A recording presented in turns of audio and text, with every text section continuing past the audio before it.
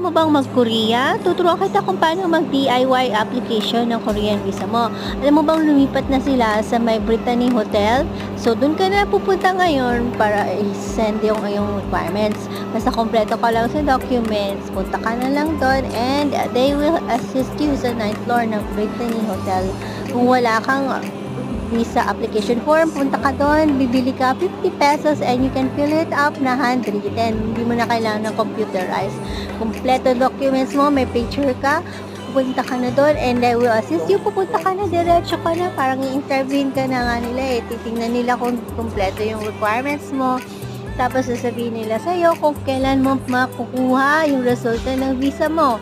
Pwede rin mo ipa-courier na lang yung visa mo or pick upin mo ulit sa lugar. Good luck sa yung application sa Korea.